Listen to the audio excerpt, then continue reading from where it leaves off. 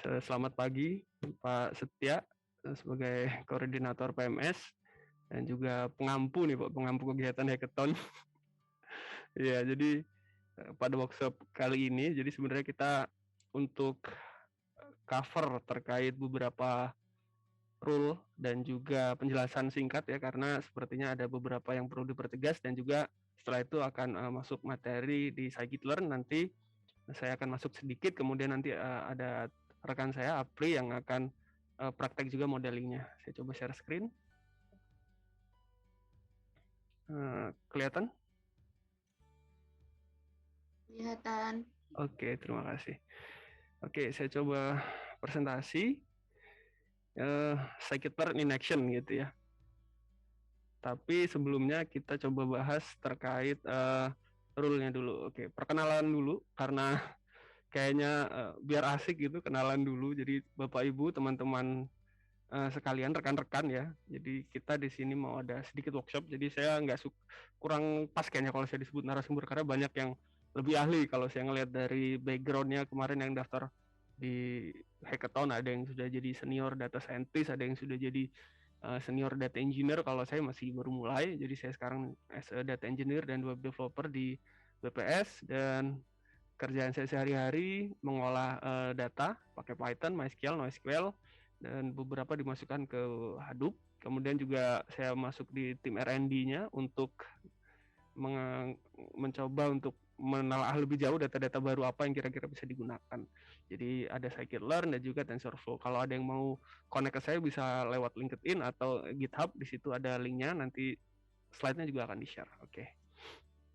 Agenda kita pada kali ini, saya di sini, saya nanti mulai dari penjelasan kompetisi, alur kompetisi, rule internal eksternal, kemudian intro mengenai Scikit-learn, data loading, sedikit data wrangling, kemudian data transforming. Kemudian rekan saya, Apri, akan coba masuk di data modeling sampai ke submit di Kaggle-nya. Jadi nanti ada contoh gimana caranya submit di Kaggle dari trend dan test set kita, karena trend set dan test set kita agak unik gitu, berbeda dengan kompetisi pada umumnya. Kemudian nanti terakhir baru ada Q&A. Jadi kalau ada pertanyaan disimpan dulu untuk yang terakhir. Oke, jadi kompetisinya namanya Big Data Hackathon gitu. Kenapa namanya Big Data? Nanti kita bahas. Kemudian total price-nya 40 juta, jadi 20 juta untuk kelas internal, 20 juta untuk kelas eksternal, ada di website.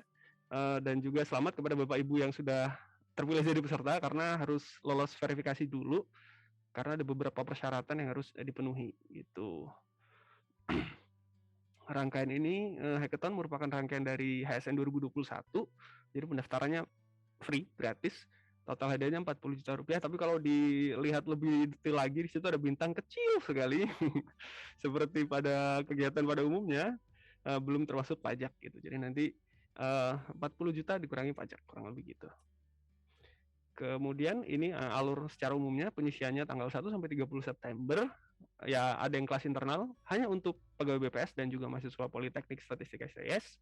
Kemudian ada yang untuk umum. Umum adalah ya publik selain dari ASN BPS dan juga mahasiswa STIS. Kemudian nanti finalnya bareng 11 Oktober 2021 nanti baru presentasi. Gitu. Kemudian kalau yang internal via Kaggle, kemudian yang umum nanti proposal dan juga source code-nya ya, source code aplikasinya disubmit di EasyChair dan GitLab. Kita coba masuk dulu ke kelas internal. Mungkin ada beberapa juga pertanyaan di Discord, saya belum sempat baca. Jadi saya ingin coba masuk dulu untuk memperjelas. Jadi semoga bisa mendapat penjelasan Bapak Ibu yang ada pertanyaan mungkin belum sempat ditanyakan. Pertama, kelas pesertanya itu ada kelas internal ya, ASN BPS dan mahasiswa Politeknik Statistik STS seperti yang saya sudah sebutkan tadi. Kemudian peserta 1 orang atau maksimal 3 orang gitu, satu tim.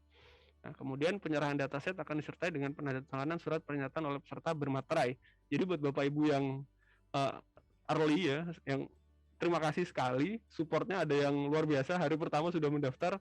Jadi di hari pertama kami belum sempat menambahkan gitu, karena asumsi kami semuanya bermaterai gitu, tapi ada beberapa yang belum submit dokumen bermaterai gitu. Kemudian kami sudah tambahkan di dokumen yang baru kata-kata materai 10.000 karena itu merupakan dokumen hukum. Jadi bagi Bapak Ibu yang sudah submit dan belum bermaterai, kami mohon untuk bisa di email saja ke kami perbaikannya yang sudah bermaterai. Seperti itu. Kemudian ini timeline-nya 30 Agustus sampai 11 Oktober. Workshopnya ada tanggal 6 sekarang dan juga nanti tanggal 13, jadi kami sangat menyarankan Bapak Ibu untuk ikut karena temanya pasti sangat menarik dan terkait dengan hackathon. Kemudian submission terakhir tanggal 30 September pukul 23.59. Kemudian pengumuman final dan pengumumannya tanggal 11 Oktober 2021. Oke. Kita coba bahas mengenai peraturannya dulu. Yang pertama, setiap peserta hanya dapat mewakili satu tim. Jadi kalau ada peserta yang mewakili 2 tim, misalkan dia sudah daftar perorangan, kemudian dia daftar lagi menjadi bagian dari tim lain, maka kedua tim itu akan didiskualifikasi. Gitu. Kemudian peserta harus menggunakan pemodelan untuk memprediksi nilai uji. Jadi jika ditemukan Bapak Ibu melakukan submit gitu ya, jadi nulis manual gitu karena ini merupakan data TPK ya, itu data terbuka untuk publik, ada testsetnya ada di publik dan kita juga sudah kasih sebetulnya di sampel submission. Kalau itu langsung disubmit tanpa pemodelan juga nanti akan didiskualifikasi. Itu jadi harus menggunakan pemodelan. Kemudian nama tim harus sama dengan yang terdaftar di formulir pendaftaran. Ini juga harus sama persis ya. Jadi kalau ada misalkan kurang H, kurang strip, bisa dikabari ke kami. Nanti kami coba lihat apakah bisa disamakan gitu. Kemudian mengunggah skrip yang digunakan. Ini untuk internal, jadi untuk Bapak Ibu pegawai pegawai BPS maupun mahasiswa-mahasiswi Politeknik Statistika STIS. Yang pertama mengunggah skrip yang digunakan dan juga aplikasi predictingnya, misalkan dashboard begitu, bisa pakai Streamlit, bisa pakai Dash, bisa pakai Simply Plotly gitu. Itu disubmit ke panitia, ke link GitLab sudah dikirimkan saya rasa setelah email verifikasi dikirimkan. Jadi melalui GitLab itu submit source code beserta aplikasi dashboardingnya maksimal 30 September 2021. Dashboardingnya akan dinilai pada saat presentasi jika masuk ke final gitu, karena nanti masuk dalam poin how you deliver the data gitu. Kemudian nomor 5, peserta dilarang untuk melakukan kecurangan. Ini biasa, encode sharing jelas ya. Kemudian pelabelan data secara manual tadi sudah disebutkan. Kemudian harus diwajibkan menggunakan data auxiliary. Nanti kita bahas lebih detail. Serta diwajibkan untuk menggunakan seluruh training set karena kita punya 2 training set. Yang pertama data TPK secara bulanan, yang kedua data tingkat penghunian kamar harian, dan ada 2, ada rated dan not rated gitu. Nanti kita bahas gimana sih sebetulnya cara penggunaan 2 itu. Sedikit berbeda dengan kompetisi Kaggle pada umumnya yang biasanya menggunakan hanya 1 train set dan 1 test set gitu. Jadi cukup jelas. Kalau ini ada 2, nanti kita bahas gimana. Kemudian peserta diperbolehkan untuk menggunakan data tambahan lain selain dari yang disediakan di halaman kompetisi. Nah, perlu menjadi catatan untuk nomor 7, yaitu yang diperkenankan dan tidak diperkenankan. Misalkan yang diperkenankan itu penggunaan, misalkan Bapak Ibu, wah ini sepertinya kalau data Google Mobility Index masuk nih di model saya, boleh. Tapi yang dipakai adalah di bulan yang sama, jadi tidak ada data yang ahead of time, jadi memasukkan informasi yang sudah terjadi kepada model untuk memprediksi bulan yang sebelumnya begitu. Misalkan yang diperkenankan itu predik bulan Januari untuk memprediksi nilai uji bulan Januari. Kenapa diperbolehkan? Karena nilai TPK BPS itu juga nanti akan kita bahas, dihitung di awal sampai tengah bulan dan dirilis di bulan berikutnya. So, kalau menggunakan data Januari masih diperbolehkan, tapi kalau untuk menggunakan bulan Februari untuk prediksi Januari tidak diperkenankan. Ini juga ada di requirement saya rasa, full source code-nya, kemudian daftar library-nya, ukuran data yang diolah, rata-rata waktu pemrosesan itu bisa menggunakan Magic. Kalau di Colab atau di IPython notebook bisa menggunakan persen time, kemudian spesifikasi umum environment yang digunakan. Kemudian nomor 9, kalau sebelumnya Bapak Ibu sudah melihat file requirement di website kami pada saat awal-awal, itu diutamakan menggunakan Spark, PySpark dan lain sebagainya. Itu kalimatnya kami ubah karena menimbulkan sedikit ambiguitas. Kami ubah akan menjadi skor tambahan jika menggunakan distributed atau parallel computing. Karena sekali lagi datanya tidak dibatasi, jadi bisa menggunakan data apa saja yang Bapak Ibu rasa cocok dengan modelnya gitu. Jadi jika tidak menggunakan distributed atau parallel computing tidak masalah karena itu hanya menjadi skor tambahan. Kalau dipakai akan dapat skornya gitu. Kemudian kita masuk ke kelas umum. Saya rasa ada beberapa ya tadi yang dari umum yang mengikuti workshop ini. Terima kasih sudah menyempatkan waktunya Bapak Ibu. Oke, kita coba baca dulu. Ini tujuan kompetisinya yang saya bold, yaitu implementasi penggunaan berbagai sumber big data untuk memperoleh berbagai statistik resmi. That's the goal. Jadi kalau ada yang sempat diskusi di grup ya, sebetulnya aplikasinya itu yang digunakan temanya apa gitu. Temanya sebetulnya sudah dicantumkan di website EasyChair, di website CFP-nya, call for paper-nya. Ini juga saya mengutip dari situ, saya kopas dari situ, yaitu implementasi penggunaan sumber big data untuk memperoleh berbagai statistik resmi. Lalu muncul pertanyaan kembali, apa itu official statistik? Tentu ini menjadi istilah yang asing bagi Bapak Ibu dari umum gitu. Maka saya coba perjelas kembali apa itu official statistik. Saya kutip dari Wikipedia saja. Intinya adalah yang dipublish oleh badan pemerintah resmi ya. Jadi misalkan kalau dari BPS itu ngerilis data kemiskinan, ngerilis data pengangguran, merilis data inflasi. Kemudian kalau dari BI atau Kementerian Keuangan misalkan suku bunga dan lain sebagainya. Itu masuk ke dalam kategori official statistik dan tidak dibatasi hanya untuk official statistiknya BPS. Bisa saja misalkan Bapak Ibu ngerasa kayak, oh mungkin yang indikator official statistiknya Kemenko ini bisa nih kalau pakai big data ini silakan, tidak dibatasi. Ya, di sini juga sudah kami perjelas baik yang dihasilkan oleh Badan Pusat Statistik maupun kementerian atau lembaga lain di Indonesia. Oke, ini salah satu contohnya. Ini kalau Bapak Ibu bingung official statistik yang dirilis BPS itu apa, Bapak Ibu bisa kunjungi website kami di bps.go.id. Di sebelah kiri itu ada sebentar saya ganti. Yap, ya di sini ada sosial kependudukan, ada ekonomi perdagangan, kemudian ada pertanian dan pertambangan.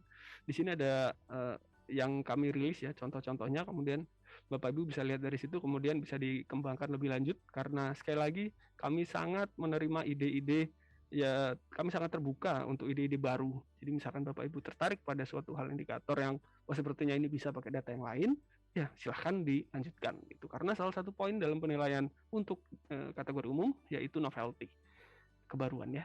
Oke. Kemudian persyaratan kelas umum jelas saya rasa. Jadi peserta untuk umum itu adalah peserta selain dari yang ikut internal gitu. Kemudian peserta juga sama, boleh 1 sampai 3 orang per tim. Penyerahan dataset juga harus bermaterai. Jadi buat Bapak Ibu yang sudah submit belum bermaterai, bisa di email ke kami untuk yang sudah bermaterainya. Begitu. Timeline-nya mirip dengan yang internal, bedanya adalah penilaiannya sedikit lebih lama, 7 hari sebelumnya langsung keluar, 1 hari. Kalau ini 7 hari karena penilaiannya yang dinilai adalah proposalnya dan juga dilihat aplikasinya. Begitu. Jadi butuh waktu agak lama. Kemudian peraturannya, setiap peserta hanya dapat mewakili 1 tim, ini sama. Peserta harus menggunakan dataset yang telah diberikan. Jika Bapak Ibu sudah mengakses data yang kami kirimkan linknya via email, ada beberapa data, salah satunya adalah Google Mobility Index, ada juga Facebook Mobility Index, ada juga mengenai posting lowongan pekerjaan di salah satu web penyedia lowongan pekerjaan, kemudian ada juga mengenai teks-teks berita. Jadi itu bisa dipakai untuk membangun, tepatnya harus dipakai gitu ya, untuk mengembangkan model dan juga nanti aplikasinya. Lalu aplikasi apa sih yang sebetulnya yang dibutuhkan? Bisa berupa dashboard, simple, kemudian bisa juga berupa crowdsourcing app misalkan, boleh. Kita sangat terbuka mengenai jenis aplikasi yang akan dibuat oleh Bapak Ibu sekalian gitu. Jadi tidak ada limitasinya, tapi goalnya yang tadi untuk menghasilkan indikator statistik resmi gitu. Kemudian data yang digunakan pada analisis pengembangan harus merupakan data yang diperoleh secara legal, obviously. Kemudian program aplikasi yang dihasilkan harus sesuai dengan requirement dasar di BPS. Requirement dasar itu yang tadi ya, harus mengumpulkan source code dan lain sebagainya. Sepertinya ada di selanjutnya. Oh ya, ini source code, daftar library dan lain sebagainya akan menjadi skor tambahan jika menggunakan distributed atau parallel computing. More infonya ada di website CFP call for paper, juga ada di link yang dikirimkan di email. Kemudian dokumen analisis di submit harus sesuai dengan template, itu juga ada di website call for paper-nya, template-nya download di situ. Kemudian mengunggah proposal dan aplikasi yang dikembangkan paling lambat 30 September. Terkait nomor 7, ada 3 poin yang harus menjadi perhatian untuk Bapak Ibu kategori umum. Yang pertama, mengunggah proposal anonim. Ada template-nya yang anonim, jadi tidak ada namanya, full mengenai bagaimana Bapak Ibu melakukan pemodelan, bagaimana Bapak Ibu membangun aplikasi, spesifikasinya seperti apa aplikasi tersebut, screenshot tampilan aplikasinya seperti apa, itu dibuat melalui dokumen dan anonim, jadi tanpa namanya, kemudian disubmit di platform EasyChair. itu juga ada di link di email. Kemudian mengunggah aplikasi beserta dokumentasi penunjang lainnya sesuai dengan requirement pada repository di GitLab. Jadi source code-nya beserta dokumentasinya. Kemudian yang ketiga mengunggah dokumen proposal dengan identitas. Jadi mirip dengan nomor 1, bedanya adalah sekarang ada namanya gitu. Jadi ada aplikasinya di situ, ada source code-nya full di situ, kemudian ada dokumen proposalnya juga di situ, dan itu dengan identitas. Diuploadnya ke GitLab. Jadi ada 3 poin yang perlu Bapak Ibu perhatikan. Nanti slide ini juga akan dikirimkan kepada Bapak Ibu peserta. Oke, sekarang kita masuk ke prakteknya. Iya, yang prakteknya itu scikit-learn in action. Waduh, keren banget bahasanya ya. Ini sebetulnya tidak berat-berat amat karena saya rasa Bapak Ibu sudah profesional semua. Tapi saya mau coba untuk kenalan dulu dengan audiens saya gitu. Jadi sekarang kita masuk scikit intro, kemudian data loading, data wrangling, dan data transforming. Oke, Bapak Ibu silahkan buka slido.com dengan kode hackathon strip BPS. Bisa dilakukan sekarang peserta Zoom workshopnya. Silahkan, saya tunggu. Mungkin 1 menit, 2 menit. Oh, udah ada Mas Fahmi Nur Fikri. Ada yang lain? Mas Fahmi aja nih. Saya tunggu dulu.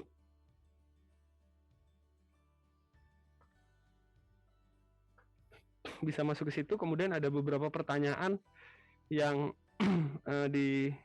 saya ingin ketahui jawabannya dari Bapak Ibu sekalian.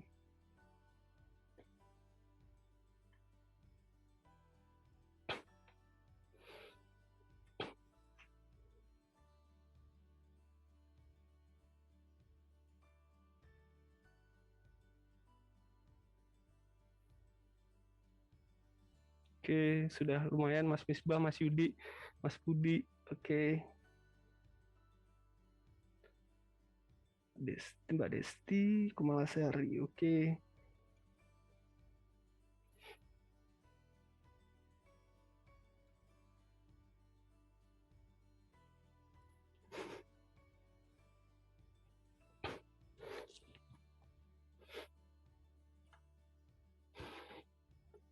Oke, sudah 11. Tadi kalau saya lihat ada sekitar 30-an ya waktu saya awal presentasi.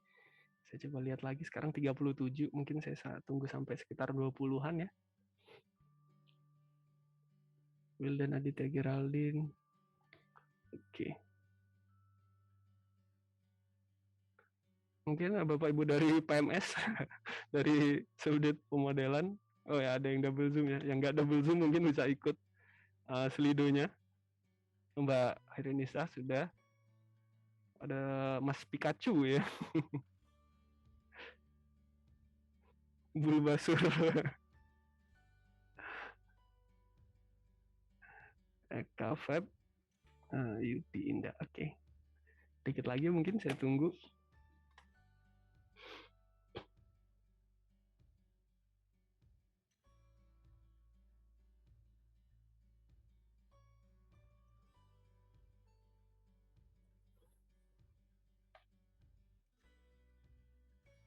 Oke, 19. Ayo, satu lagi.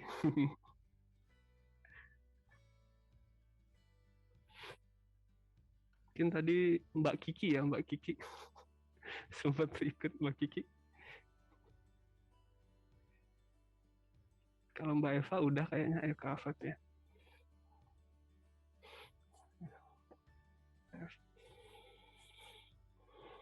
Ya udah 20. Oke ya.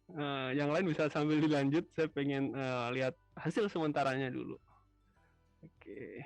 Bagaimana pengalaman Anda menggunakan scikit-learn dan Pandas?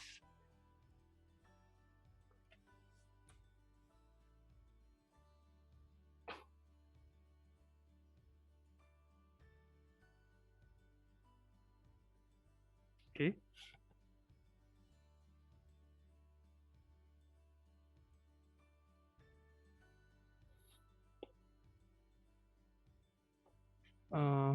Sudah mulai memilih? Votingnya di close. Gimana? Votingnya di close, nggak bisa dipilih. Oh iya ya, sebentar ya. Sepertinya ada yang salah. Sebentar, saya coba break sebentar. Oke, mohon maaf ada kesalahan teknis. Saya rasa udah dibuka.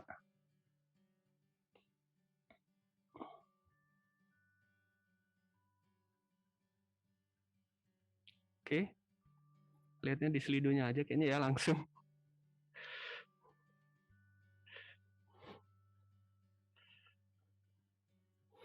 Oke, so 30% belum pernah.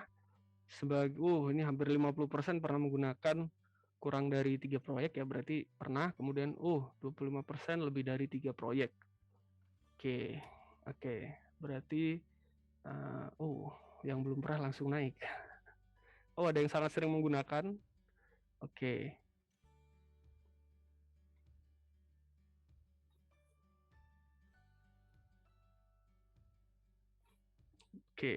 berarti overall di belum pernah dengan pernah menggunakan kurang dari 3.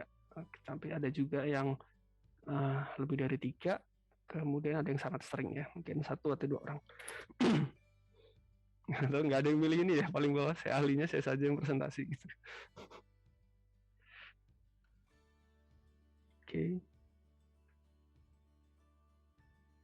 Oke. Kemudian ini yang pertanyaan selanjutnya.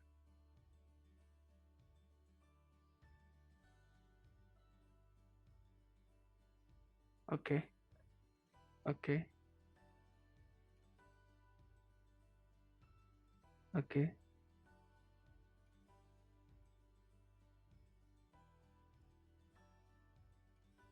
Ini ada enternya ya Bapak Ibu.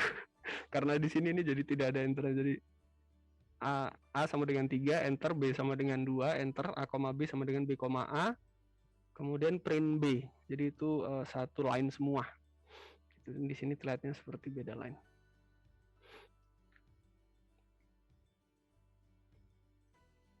Oke, so ada yang 2, ada yang 3. Oke. So 56 menjawab 3, 2, makin banyak yang jawab 3. Apakah menyusul yang 2? Makin menyusut. 2 orang lainnya. Oke, satu lagi. Jadi sebagian besar menjawab 3. Oke. Sebagian besar berarti sudah mengetahui basic Python ya. Ada juga 30% yang mungkin keselip bacanya itu. Oke, kita coba lanjut ya ke last question.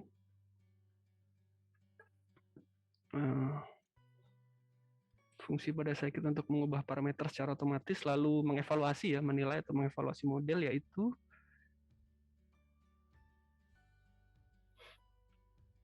grid search, randomized search.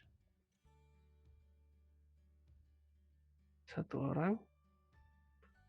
Grid search.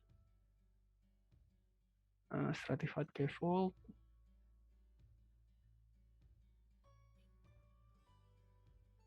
Grid search.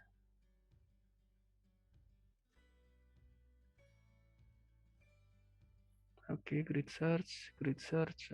Overall jawabnya grid search ya.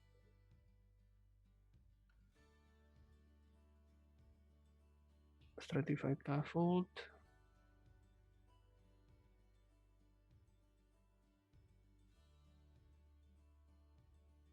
Grid search.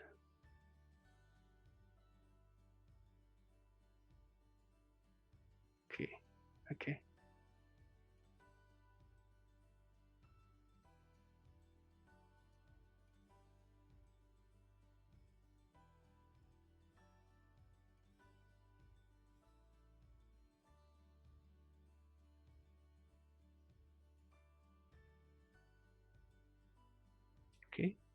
2 orang lagi sampai 20.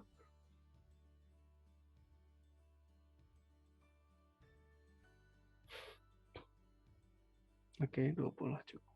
21. Oke. Berarti overall menjawab grid search. Wah, ini berarti sudah pada ahli semua ini ya. Iya. Berarti nanti saya nggak usah lama-lama nih biar langsung Mas Aprik. Oke, oh nambah ya ada 23 sekarang. Oke. Oke. Oke. Wah, ternyata Mas Fahmi Nur Fikri ya. 1 menit 19 detik nomor 1. Kemudian ada Mas Wildan. Oke. Oke. Oke. Oke. Terima kasih Bapak Ibu sekalian, saya sudah cukup mendapat gambaran mengenai bagaimana saya harus menyampaikan materinya. Oke. Back to slide. Oke, kita coba.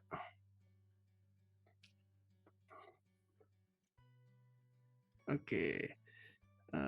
Jadi ada beberapa pertanyaan tadi. Terima kasih sudah berpartisipasi Bapak Ibu. Itu tadi pertanyaan-pertanyaan mengenai pengenalan scikit-learn. Jadi kita akan membahas sedikit mengenai scikit-learn sekarang. Jadi by default pada machine learning data dibagi menjadi dua pada saat modeling. Yang pertama itu data X, itu data yang digunakan untuk memprediksi sesuatu. Gitu. Kalau dalam kasus kita nanti ada TPK. Saya ambil contoh dari yang kelas internal mungkin data TPK tingkat penghunian kamar. Kita memiliki data dari big data dan juga kita memiliki data dari official statistik. Jadi data dari official statistik dirilis 1 kali setiap bulan, sementara data TPK dari big data itu tersedia setiap hari. Gitu. Jadi bagaimana data yang setiap hari itu memprediksi bulanan gitu. Nanti kita lihat datanya. Jadi TPK harian menjadi X-nya, kemudian TPK bulanan yang coba kita prediksi yang dari BPS gitu ya, bukan dari big data tentunya. Karena kalau dari big data kan tinggal dibagi. Jadi X-nya adalah data hariannya, kemudian Y-nya adalah data bulanan BPS yang coba kita prediksi. Kemudian kita akan melakukan itu di modeling gitu. Kemudian nanti dapat hasil prediksinya. Itu secara sederhananya seperti itu. Ini bisa dilakukan melalui scikit-learn. Kita coba ambil contoh, kita coba lihat source code-nya. Ini kalau di sini dia load Boston ya, jadi ini salah satu contoh aja. Jadi ada data Boston itu mengenai perumahan, ya, data di perumahan di Boston, USA. Jadi dia pertama dia meload datanya gitu, yang saya belum ganti ya. Oke.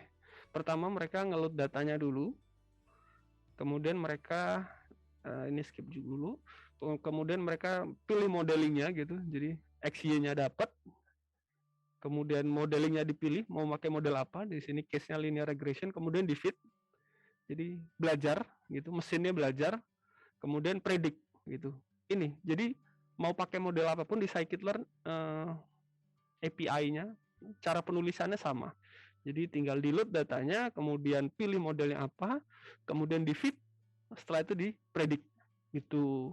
Jadi ini sama. Jadi linear regression bisa kita ganti ridge regression, bisa ganti logistic regression, atau mungkin yang lebih kompleks SVR. Nanti Mas Apri cerita tentang SVR gitu. Jadi by default ini yang diganti hanya ininya saja.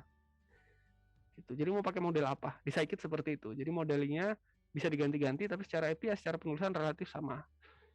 Tapi seiring perkembangan waktu, cara seperti ini dinilai kurang efektif. Gitu. Kenapa? Karena datanya itu yang dipakai adalah data mentah. Jadi data di kalau kita back lagi, X-nya itu load dari datanya. Data X yang kita pakai itu bermacam-macam. Kalau di X ini ada populasi pada suatu perumahan, kemudian ada harganya. Kalau harga bisa mulai dari $1 bisa sampai $100.000. Kalau populasi misalkan bisa sampai jutaan gitu. Jadi range-nya masih beragam gitu. Jadi akan lebih baik kalau data-data itu kita scaling terlebih dahulu. Kayak begitu. Oleh karena itu, ini berkembang menjadi sebelum modeling, data X ditransformasi terlebih dahulu. Gitu. Kemudian transformasi ini baru setelah itu dia belajar dari hasil transformasinya untuk memprediksi nilai Y-nya, baru keluar prediction-nya.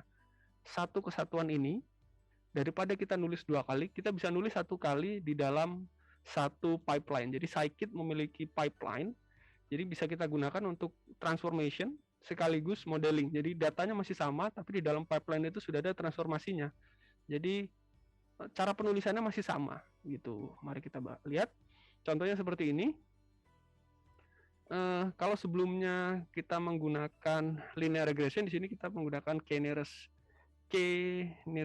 k-neighbors regressor.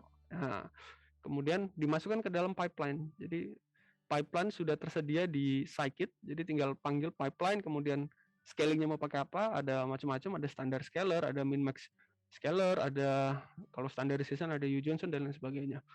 Kemudian di fit, kemudian dipredik sama. Jadi fit dan prediknya tidak berubah. Bedanya kalau sebelumnya kita hanya menggunakan model biasa, sekarang model yang kita masukkan sebagai pipeline. Dan sebelum modeling kita menggunakan scaling. Itu lagi-lagi seiring perkembangan waktu ada sesuatu yang bisa dioptimasi dari alur ini, yaitu penggunaan k-neighbors regressornya. Kalau di sini dia menggunakan by default, jadi parameternya yang digunakan di sini parameter yang sudah didefinisikan sebelumnya ya. Jadi tidak ada perubahan parameter, padahal data kita bermacam-macam. Tentunya butuh penyesuaian parameter di sini. Oleh karena itu muncul lagi yang disebut dengan ini kayaknya nutupin.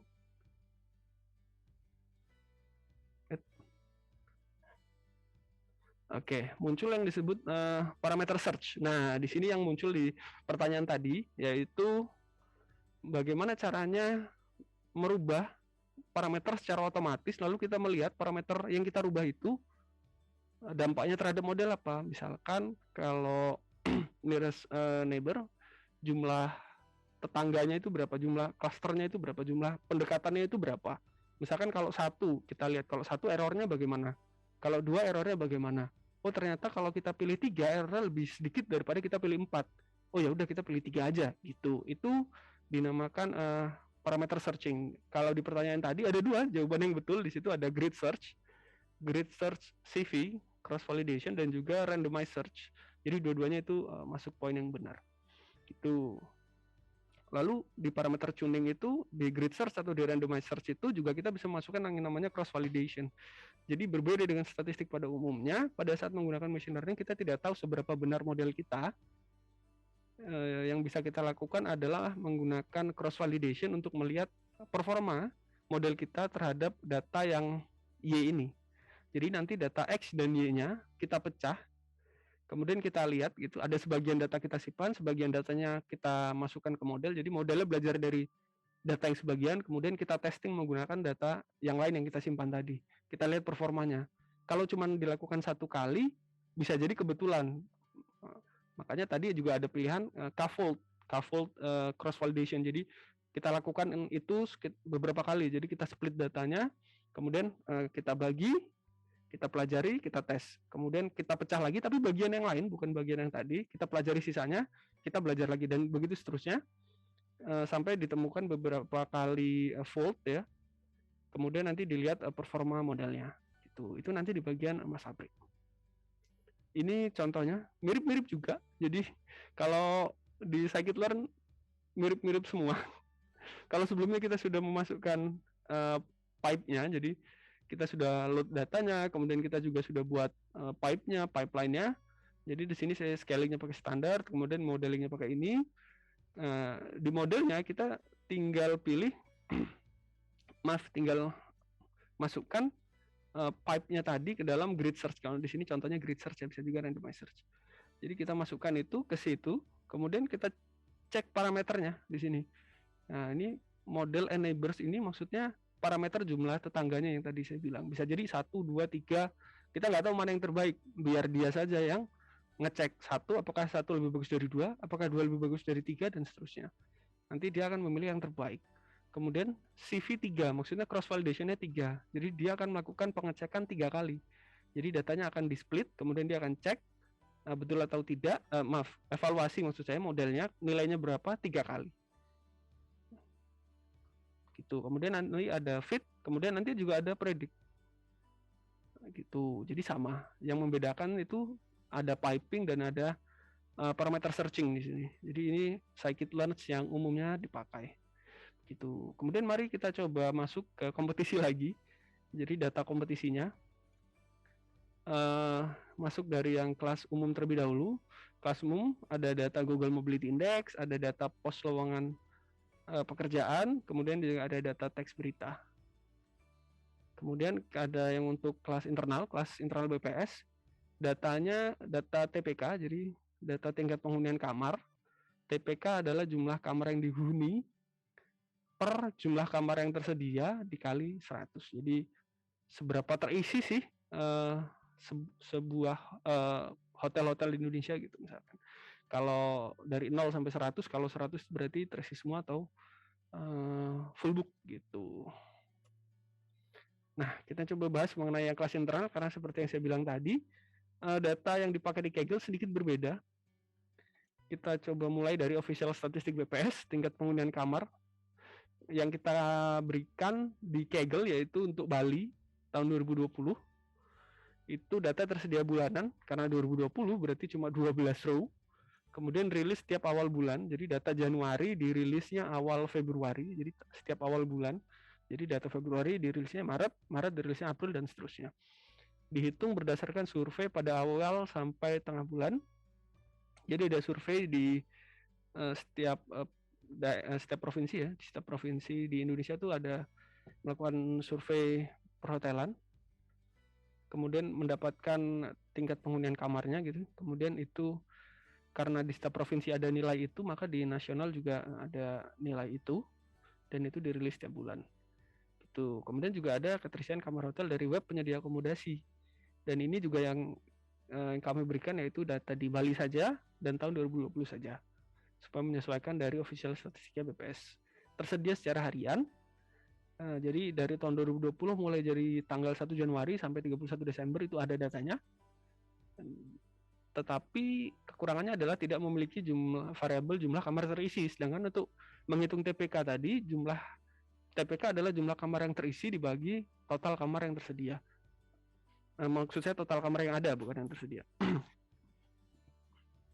Tetapi jumlah kamar yang terisi itu tidak kami dapatkan. Tetapi yang kami dapatkan adalah sisa kamar yang belum terisi atau all available rooms. Ya, jadi karena kita punya jumlah kamar dan juga kita punya jumlah kamar yang belum terisi ya, jumlah kamar yang terisi berarti jumlah kamar total dikurangi jumlah kamar yang belum terisi gitu. Nanti juga kita akan praktekkan di Google Colab. Kita akan dekati dengan cara seperti itu. Tetapi sekali lagi berbeda datanya. Yang official statistik bulanan, yang dari web penyedia akomodasi itu harian. Nanti kita akan coba agregasi dan lihat. Collaboration time. Ini maksudnya Google Colab. Google Colab-nya mungkin Farhan bisa post linknya di chat ya, supaya yang lain juga bisa lihat. Oke, reconnect.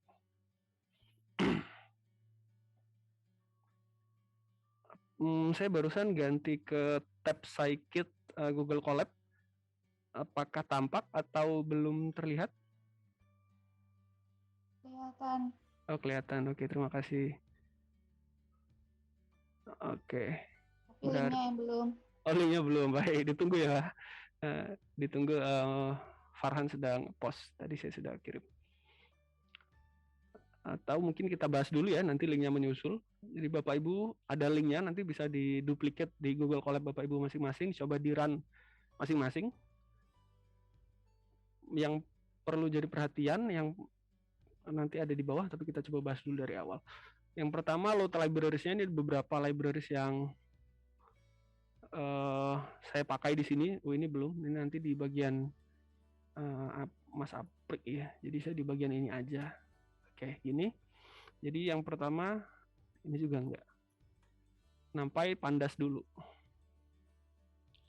Jadi Nampai dan Pandas. Jadi tadi ada sekitar 30% yang belum pernah menggunakan Scikit dan Pandas. Oke, saya coba jelaskan sedikit. Nampai dan Pandas itu ada dipakai untuk data frame yang biasa dipakai untuk machine learning, atau kalau di Python itu untuk ngolah-ngolah data, untuk ngerubah-ngerubah data, untuk agregasi data dan lain sebagainya, biasanya pakai Nampai dan Pandas. Bedanya kalau Nampi itu dia basis on array, jadi dia cepat sekali perhitungannya. Kalau Pandas itu dia data frame secara umum, tipenya bisa beda-beda, bisa ada date time, bisa ada teks gitu, bisa ada objek gitu, macam-macam di Pandas. Dan Pandas tampilannya sedikit lebih menarik ketimbang Nampi. Tapi kalau dari sisi pengolahan Nampi lebih cepat. Oke, kemudian download Kaggle data. Nah, ini yang ingin saya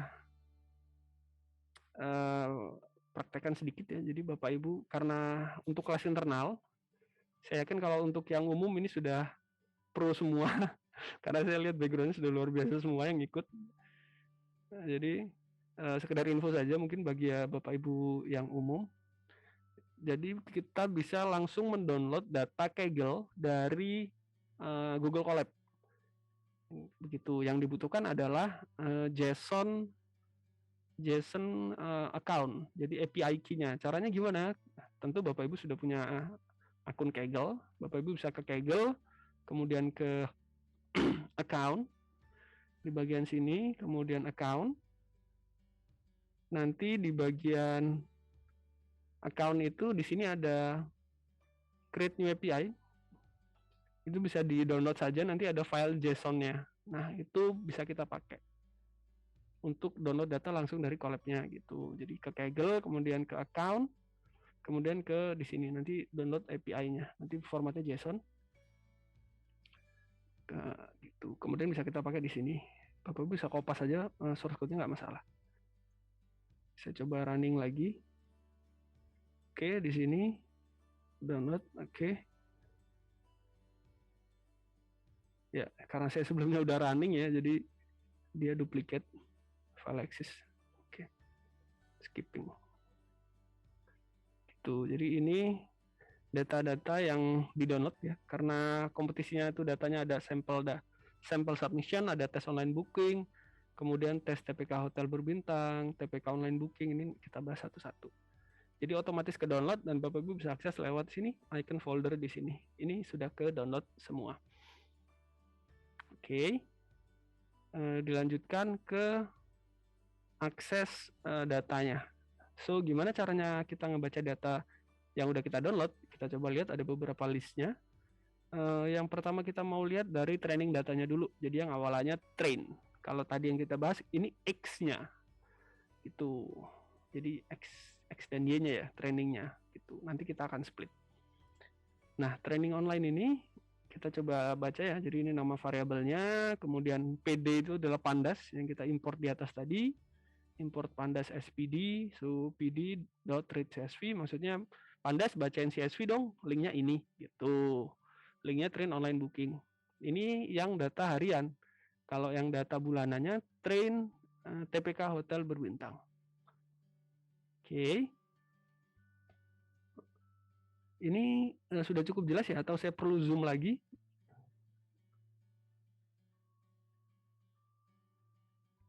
Mana? Jelas. Oh jelas, oke, terima kasih. Oke, kita coba lihat di sini datanya ya. Ada provinsi seperti yang sudah dijelaskan sebelumnya, ini Bali saja. Kemudian tipenya ini juga hotel semua. Jadi tidak usah takut gitu ya. Kemudian tanggalnya tadi ada dari tanggal 1 sampai tanggal 31 Desember, kemudian klasifikasinya ada rated, ada not rated. Di sini ada di deskripsi ya, di docx yang diberikan oleh panitia penjelasannya. Mungkin yang klasifikasi perlu saya jelaskan lagi karena sepertinya belum ada. Rated itu maksudnya adalah rating dari netizen gitu. Jadi karena ini diambil dari website, jadi di website misalkan Hotel A itu ada orang yang sebelumnya nginap di situ, kemudian wah ini saya suka nih, kemudian dikasih bintang 5, maka itu rated. Baik itu bintang 5, 4, 3, 2, 1 itu rated. Cuman kalau belum misalkan wah saya udah ke Hotel A nih, cuman ya biasa aja nggak saya rating, ya udah berarti itu kategorinya termasuk not rated. Jadi belum ada orang yang ngerating hotelnya. Ini jadi bukan hotel bintang dan non bintang ya. Jadi hotel semua. Kemudian all available rooms yang saya bilang di awal tadi, room yang tersedia maksudnya apa? Ya room yang belum diisi oleh tamu, jadi masih bisa digunakan. Kemudian room total jumlah roomnya. Jadi yang digunakan mana? Ya yang tadi room total dikurangi all available rooms. Gitu. So ini adalah tampak data train online bookingnya. Nah, kemudian kita coba lihat detailnya, bisa menggunakan .info. Jadi ada 696 entries ya, jadi ada barisnya ada 696 dan tipenya objek. Yang ini integer ini angka, kemudian sisanya objek.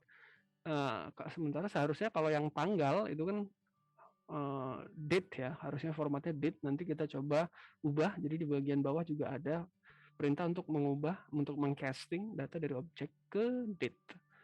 Kemudian kita coba lihat lagi yang train TPK hotel berbintang dari BPS. Nah, train TPK hotel berbintang, kita lihat ini cuma 5 teratas ya.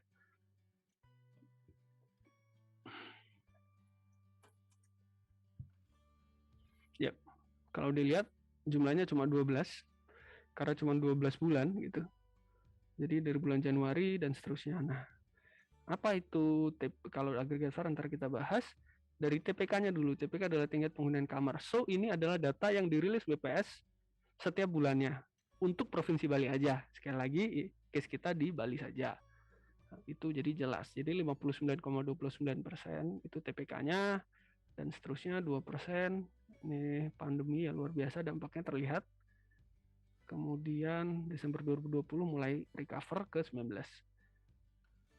Itu untuk data TPK-nya. Nah, lalu apa itu agregat VAR? Agregat VAR ini dimaksudkan gitu. Jadi maksud kami mengosongkan satu kolom di sini adalah nanti yang data hariannya diagregat bulanan kemudian dimasukkan ke sini. Tapi metodenya bisa beda ya. Bapak Ibu bisa misalkan saya mau menghitung TPK-nya, misalkan saya mau menghitung TPK harian, kemudian di rata-rata bulanan, boleh. Kemudian misalkan saya mau menjumlahkan total room bulanan, dan saya mau menjumlahkan semua kamar yang digunakan secara bulanan, jadi total, kemudian saya bagi, itu TPK bulanan, boleh.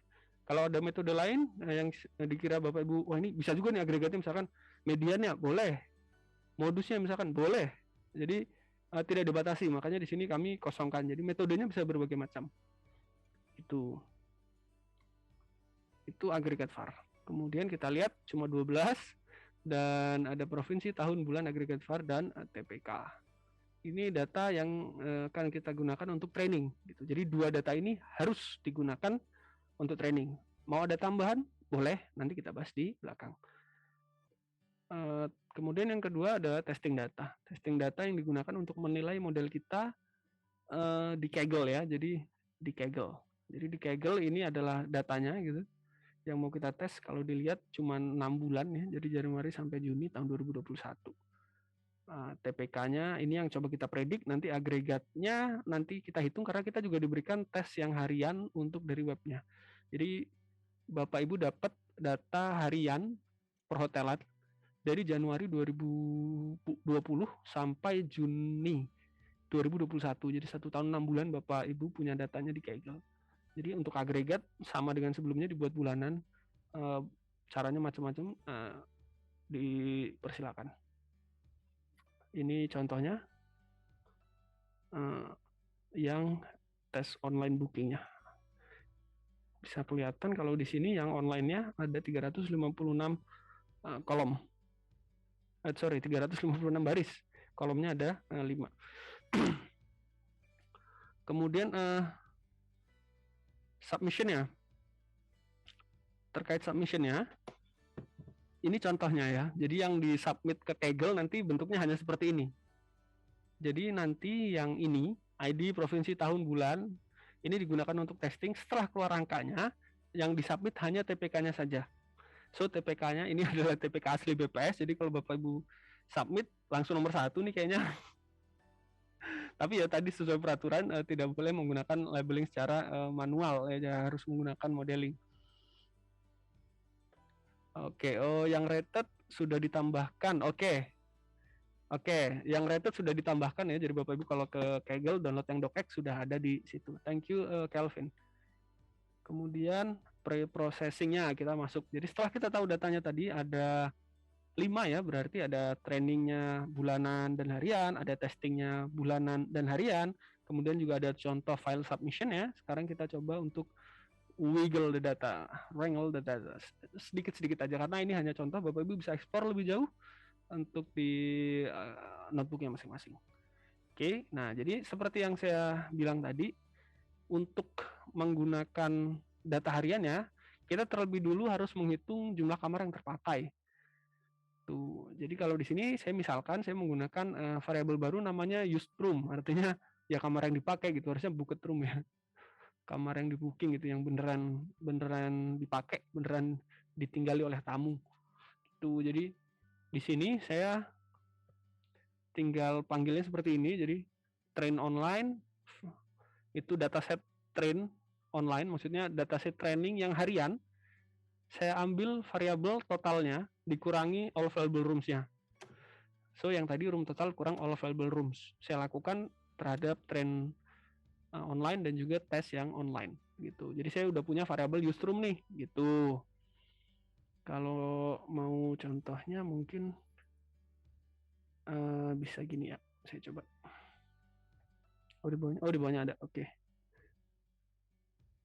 Oke, selanjutnya setelah saya menggunakan menghitung used room-nya, saya juga perlu ngubah tanggalnya karena tadi tanggalnya kan formatnya objek ya, jadi bukan date.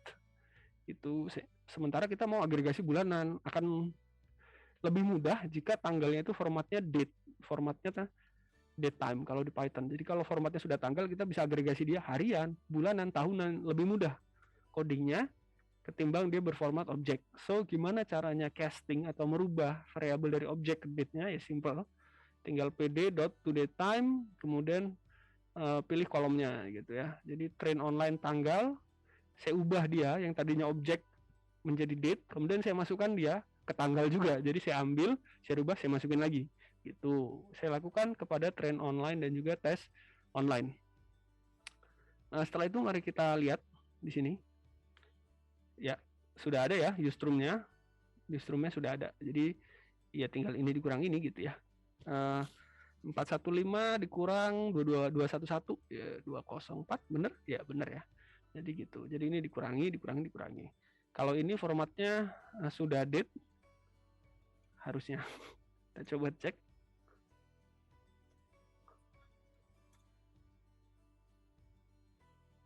Oke ya, tanggalnya sudah date time. Itu. Kemudian kalau Bapak Ibu mau plotting juga di Colab bisa, saya yakin sudah pernah. Saya lebih suka menggunakan Plotly ketimbang Matplotlib kalau saya pribadi karena lebih interaktif ya. Jadi saya coba karena sudah berformat datetime gitu ya.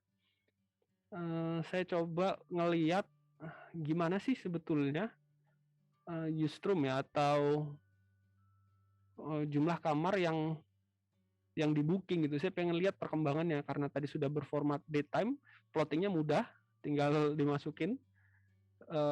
X-nya adalah tanggalnya, which is index-nya, kemudian Y-nya adalah kamar yang terpakai. Bisa kita lihat, maaf.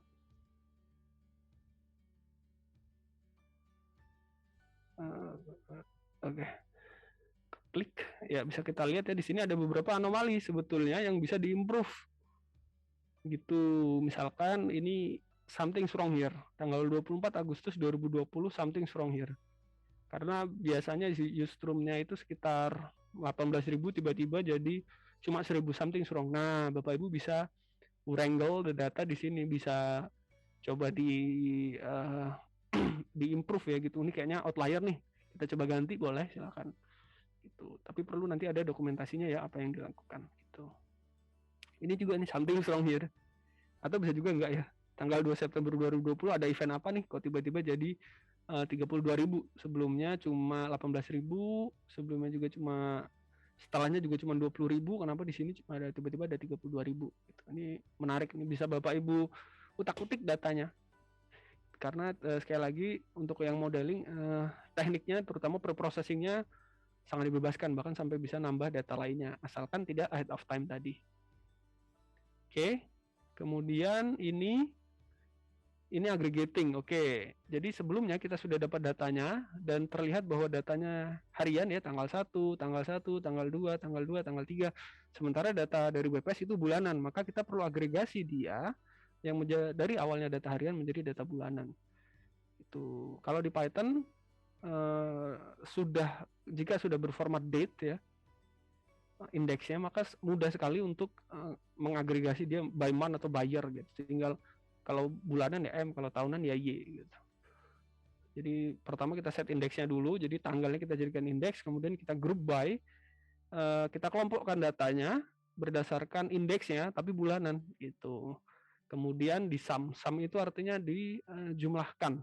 Jadi nanti variabel-variabel ini yang bernilai integer, jadi ada all available rooms, ada room total, ada used room, nanti akan dijumlahkan per bulan. Itu. Ini adalah contohnya. Tanggalnya masih sama ya, tapi kalau dilihat lebih jelas lagi di sini bulannya sudah ganti ya. Jadi bulan Januari totalnya sekian, all available rooms-nya, room totalnya sekian, used room-nya sekian. Jadi kemudian untuk bulan Februari sekian, Maret, April, Mei dan seterusnya. Jadi ini sudah bulanan, so harusnya sudah sama gitu. Sama yang tes online-nya juga karena bersifat harian kita jadikan dia bulanan. Itu. Kemudian calculating monthly occupancy rate. Kalau di saya caranya yang used room-nya, jadi udah didapetin totalnya, jadi di total dulu baru dibagi gitu. Jadi berapa sih dalam sebulan kamar yang di booking, kemudian berapa sih sebetulnya total rooms-nya pada bulan itu. Jadi total dan total. Jadi total dibagi total, bukan dibagi harian kemudian di rata-rata gitu. Ya beda-beda, macam-macam. Bisa Bapak Ibu bisa explore mungkin dengan cara yang berbeda, modelnya bisa improve lebih jauh. Ya, kemudian ini train online-nya, kemudian tes online-nya. Saya lakukan agregasi dua-duanya. Kita lihat TPK online-nya sekian. Ini rumusnya yang ada di slide tadi, jadi dibagi kemudian dikali 100. Jadi used room dibagi room total kali 100. Oke. Ini adalah contohnya ya, jadi kita udah dapat datanya bulanan. Oke, karena data training hariannya kita udah dapat bulanan, data testing online juga kita udah dapat bulanan, ya udah kita join mereka, kita gabungkan mereka dengan data BPS untuk melihat komparasinya. Untuk nge-join harus ada kolom yang sama gitu ya. Ini untuk mempermudah aja sih. Jadi train online agregatnya kita hilangin dulu indeksnya gitu, karena sebelumnya berindeks. Kita hilangin dulu indeksnya, kemudian nambah ID ya. Jadi karena kalau kita lihat sebelumnya di data bulanan, nah di data bulanan itu ada ID which is bulannya gitu ya. Januari ID-nya 1, Februari ID-nya 2 dan seterusnya, Desember ID-nya 12. Maka di hasil agregasi harian yang tadi pun kita buat ID-nya. Jadi kita buat ID-nya dengan cara yaitu tadi ya, karena tanggalnya sudah berformat date, ya kita tinggal ambil dari date-nya, kita ambil month-nya aja, kita ambil bulannya aja. Karena Desember 12, Januari 1 kan, berarti bulan. Setelah itu, setelah kita dapat untuk train online-nya dan tes online-nya kita dapat, kita join mereka. Kita join. Jadi ini salah satu contohnya misalkan train full. Waduh, namanya mantap banget. Jadi kita merge data training online aggregate dan training BPS on ID gitu. Jadi kita lihat di sini sudah menyatu ya. Di sini ada TPK online, di sini ada TPK, ini misalnya TPK dari BPS. So bulan Januari TPK online-nya 74 dari perhitungan saya, bisa berbeda untuk Bapak Ibu sekalian, tergantung tekniknya. Kemudian untuk TPK BPS 59. Untuk TPK online-nya yang paling jatuh di sini ya. TPK BPS 25, di sini 43. TPK BPS 3, sementara yang online-nya 25. Wah, ini turun, tapi kalau yang TPK online nggak terlalu signifikan, tapi turun juga sih. Itu. Kemudian untuk yang tes saya juga lakukan hal yang sama. Oke. Untuk tes juga saya lakukan hal yang sama. Cuma bedanya di sini TPK-nya none ya. Nggak ada ya, karena yang mau dites ya. Kita cuma ngasih data untuk trainingnya aja, modelingnya. Jadi nanti dari TPK online coba nge-predict TPK-nya gitu. So, kalau dari berbagai macam kolom di sini, yang mau dicontohkan gitu ya, yang mau kita pakai sebetulnya TPK online aja, karena dari available rooms dan room total kita udah dapat use room, kemudian dari use room dibagi room total kita dapat TPK online. Itu yang ada data hariannya gitu. Itu yang coba kita predik. Yang kita predik adalah TPK-nya dari TPK online-nya. Jadi kalau TPK online-nya sekian, kira-kira TPK-nya berapa ya? Gitu. Ini contohnya trainset-nya. Jadi kita udah pilih TPK online dengan TPK-nya aja. So trainset-nya kayak gini. Jadi cuma TPK online dan TPK aja, dan testsetnya kayak gini. Testsetnya cuma TPK online aja, TPK-nya berapa? Gitu. Karena TPK ini TPK BPS kita coba predik. Kan udah ada nilainya ya di web BPS betul. Tapi ya tadi harus modeling ya. Kalau manual labeling dan di source code-nya setelah running source code dan hasilnya itu berbeda signifikan gitu ya, berarti kemungkinan itu manual labeling gitu. Kemudian transformasinya, ini contohnya aja salah satunya min max scaler. Jadi data gitu ya, maksimum dikurangi datanya. Jadi data dikurangi maksimum dikurangi datanya bagi maksimum kurang minimum ya. Ya. Jadi maksimal 1, minimumnya 0. Jadi nge-range data antara 0 dan 1.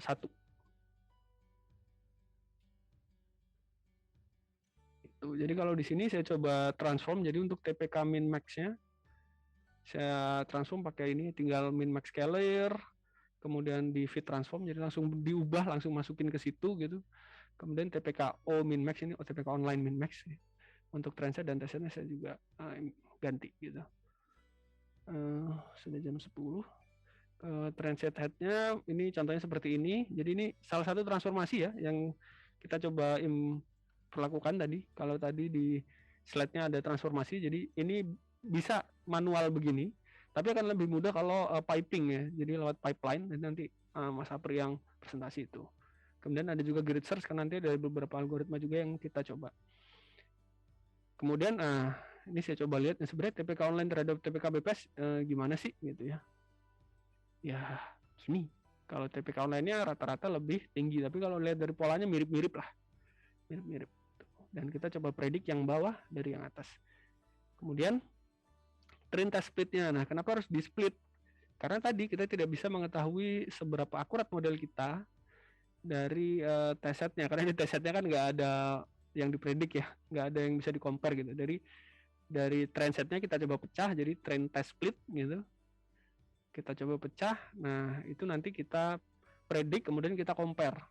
Jadi dari sebagian data kita belajar, kemudian kita masukkan dia untuk prediksi data yang sudah kita pecah lainnya, kemudian ngelihat compare datanya. Oh ternyata beda jauh, ini berarti modelnya kurang pas nih gitu.